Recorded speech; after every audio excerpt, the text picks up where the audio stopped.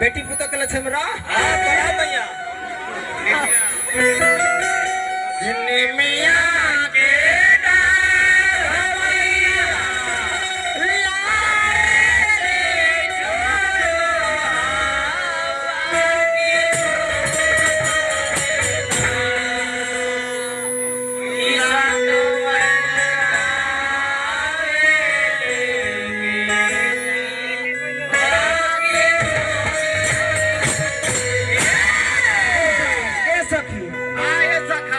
के लिख ले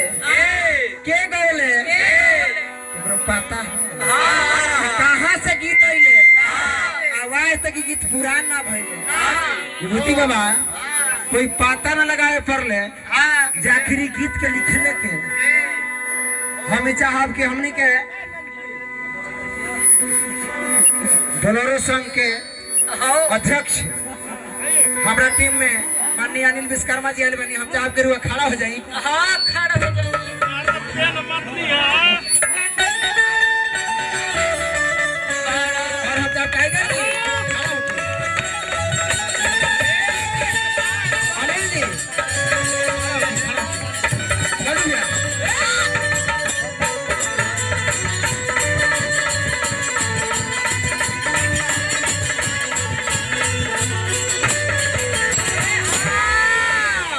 गीतिया के पता ना चलल हमारा टीम में देखा जाओ भंडारी जी बहुत सुंदर कलाकार हमारा राकेश उजाला जी बनी सबके हमारा तरफ से रही थे कि जयकार रही बबुआ गीत के लिखले के पता ना चल लेकिन माई बहने गाँव गावेली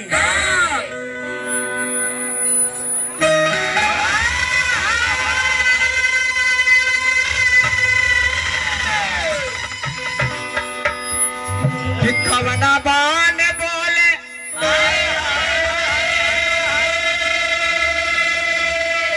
लड़को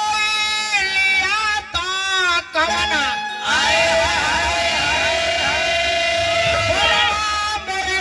बोलई हो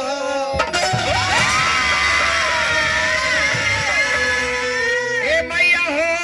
कवना दहवा बोले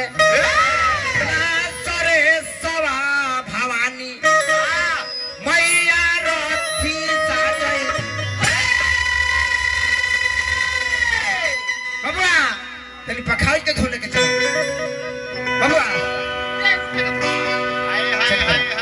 उसमें गीत है आज भी नया है बबुआ जगह बनाइए हाँ पर्वत गुरु सागरा बा एक मंच पर आ पर्वत गुरु जी हम हो जाए तो कौना बने बोले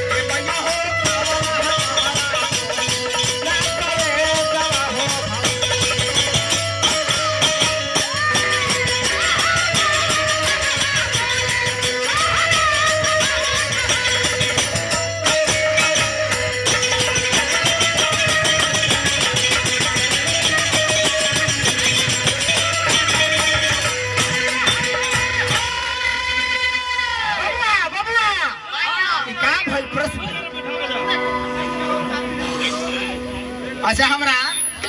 देखा जाओ पिराउर पंचायत मझगावा पंचायत के यहाँ का वार्ड सदस्य भी बानी के बी ग्रुप ड्राइवर संघ बोलेरो संघ स्कॉर्पियो संघ के अध्यक्ष भी बानी माननीय अनिल कुमार विश्वकर्मा जी पुरस्कार दिले बानी काम नहीं कैले फिर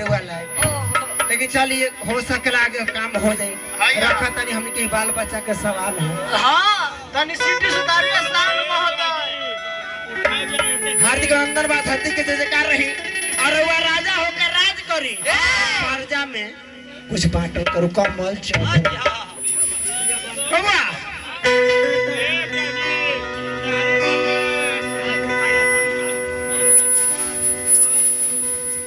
अच्छा देखा जा हमरा माननीय सम्मानीय आदरणीय जिला परिषद महोदय हमने के बड़का भैया संटू भैया के तरफ से पुरस्कार 500 रुपया मिलल। हार्दिक अभिनंदन बा। हम कुछ ना कर रहे हम ये चाहब कि राउ पद प्रतिष्ठा बनल रहे बबुआ। तो कौना बने पड़ेला कोई लिया ना जी बबुआ। हाँ अभी उठावा तनी बबुआ। तो आमा डाली बोले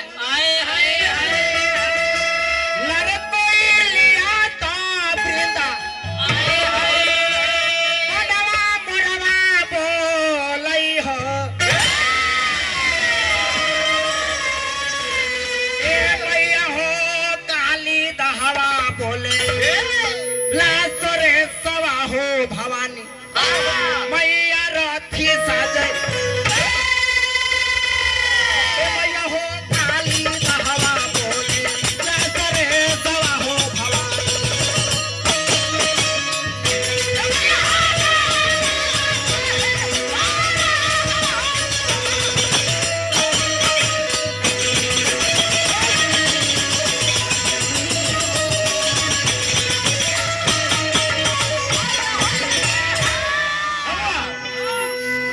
काहे खातिर बोलेला सारे सवा काहे खातिर बोरवा काहे खातिर के बोलेला सब हो लेकिन समय भी देखे के चाहिए। हां जी बबुआ